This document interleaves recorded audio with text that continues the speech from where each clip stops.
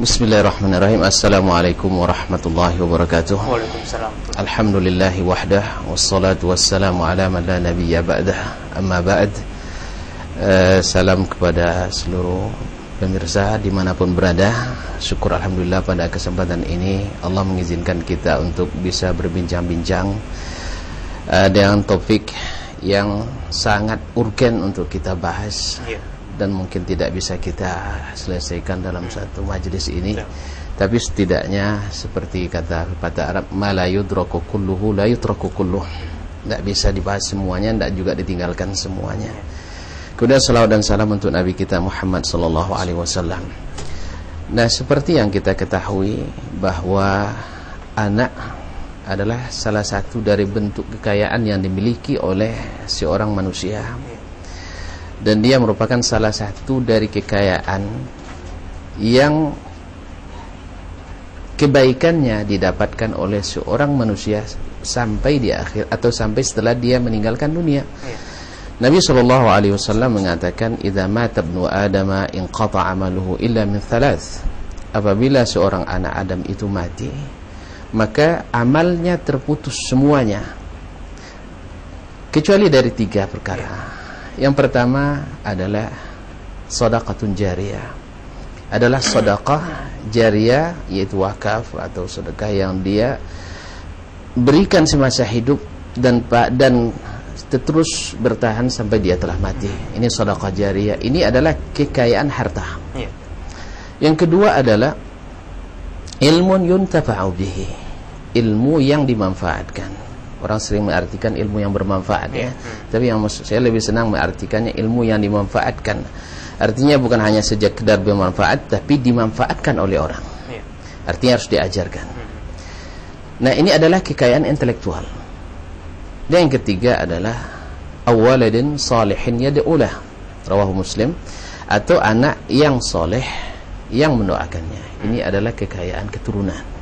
Jadi manusia ini diberikan Allah kekayaan harta, kekayaan intelektual, dan kekayaan kekayaan keturunan.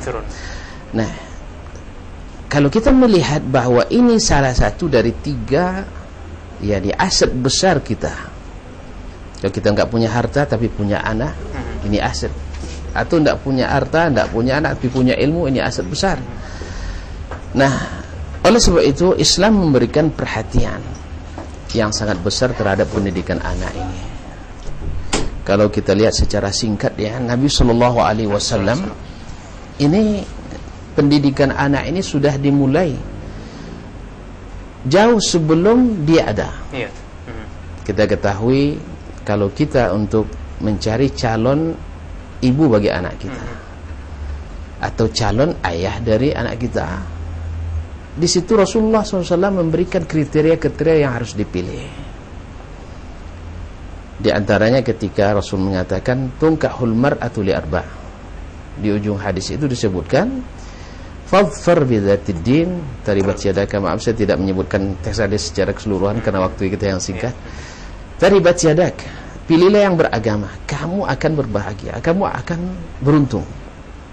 Ya, beruntung dalam mendapatkan anak-anak yang soleh, beruntung mendapatkan istri yang solehah yang merupakan sebaik-baik kesenangan dunia. Kemudian di saat anak kita yang belum ada itu pun, bahan yang harus kita berikan untuk Allah menciptakan ini ada juga harus dari yang halal, ya kan? Karena oleh sebab itu Nabi SAW mengatakan kullu lahmin nabata minas suhti fannaru aula bihi. Seluruh daging yang tumbuh dari harta yang tidak halal, maka neraka berhak memakannya. Maka dari sebelum itu. Kemudian Rasulullah SAW juga di antara sunnahnya adalah ketika anak kita lahir, walaupun hadis ini diperselisihkan oleh para ulama, yaitu diazankan dan diiqamatkan dan diberikan nama yang baik. Ini setelah dia dilahirkan sampai dia setelah dia menjadi anak-anak, Rasul sallallahu alaihi wasallam kita lihat baik dari ucapan beliau maupun dari tindakan beliau Beliau juga memberikan anak-anak tempat di hati beliau, di majelis-majelis beliau. Kita lihat bagaimana Rasulullah SAW dalam masalah pendidikan anak ini sejak dini. Muru auladakum bis salati li sab'in. Suruhlah anak kalian itu salat di saat umurnya 7 tahun. Wadribuhum 'alaiha li 'ashrin. Dan kalau tidak mau salat boleh dipukul kalau dia sudah berumur 10 tahun. Wa farriqu bainahum fil madaji'.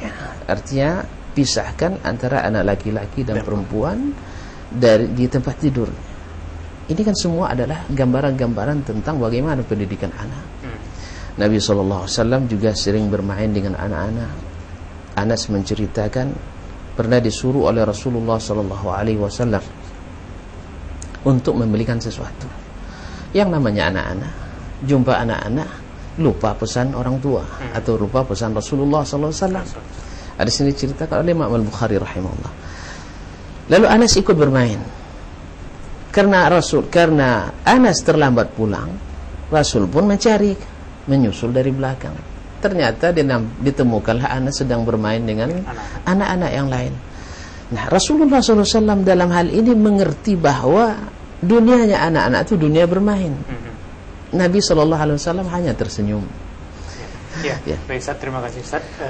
Kena keterbatasan waktu Ustaz ya. Insyaallah mungkin pada pertemuan yang lain kita akan lanjutkan lagi.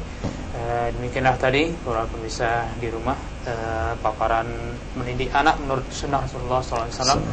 Semoga apa yang kita dengarkan dengan waktu yang singkat ini bisa menambahkan pengetahuan kita tentang Islam dan bermanfaat bagi kita dunia dan akhirat insyaallah.